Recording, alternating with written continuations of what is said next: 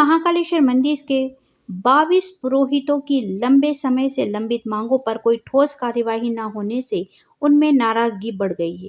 पुरोहितों ने पहले भी मंदिर प्रबंध समिति और प्रशासक से कई मुद्दों पर लिखित में आग्रह किया था, लेकिन अब तक कोई निर्णय नहीं हुआ है।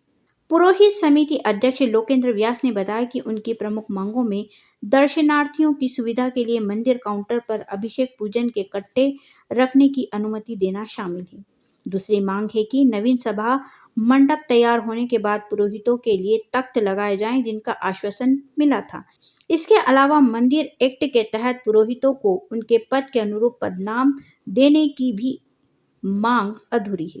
व्यास ने कहा कि पुजारियों के लिए हाल ही में भेंट पेटी का अनुमोदन हुआ, जिससे वे संतुष्ट हैं, लेकिन पुरोहितों की समस्याओं को नजरअंदाज किया जा रहा है। पुरोहितों ने स्पष्ट चेतावनी दी है कि यदि उनकी समस्याओं का समाधान जल्द नहीं हुआ तो वे सीधे मुख्यमंत्री से मुलाकात कर अपनी मांगे उनके समक्ष पेश करेंगे।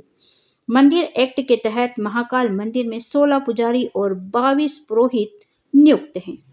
जो पुजारी बोलते हैं, जो 16 पुजारी हैं, उन्हें देवस्व पुजारी कहा जाता है मंदिर एक्ट और उपविधि के अनुसार, एवं 22 पुरोहित हैं जिन्हें धर्मस्व पुजारी अवैतनिक कहा जाता है एक्ट उपविधि के अनुसार।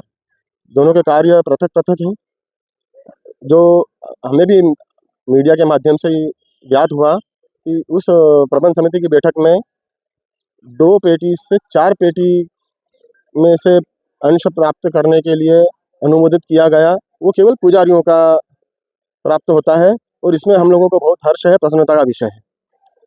हम पुरोहितों की जो मांगे आज तक स्वीकार नहीं की गई हैं, हम पिछले कई समय से हम लोगों की मांगे प्रशासन के आगे रखते जा रहे हैं, मगर आज तक एक भी मांग हमारी स्वीकार नहीं की गई है। ये एक शैव मंदिर है, महाकालेश्वर शैव परंपरा का मंदिर है। यहाँ पर शैव परंपरा में अभिषेक पूजन का महत्व है उस देवस्थान का।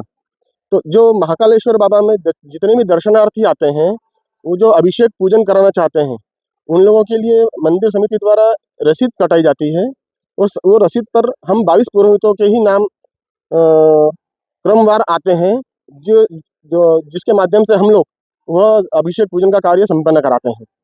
ये हम लोगों का वंश परंपरागत कार्य है और इसके लिए हमने अपने निजी स्वार्थ नहीं है, इसमें निजी हमारा कुछ भी नहीं है। हम दर्शनार्थी की सुविधा के लिए ही प्रशासन से ये मांग करते आए हैं कि मंदिर के जो काउंटर हैं उसमें अभिषेक पूजन की जो रसीद कट्टे हैं वो रखे जाने चाहिए।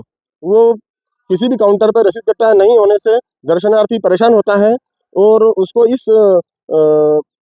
सुविधा का लाभ प्राप्त नहीं हो पाता है कि वो अभिषेक पूजन करा पाए मंदिर के अंदर।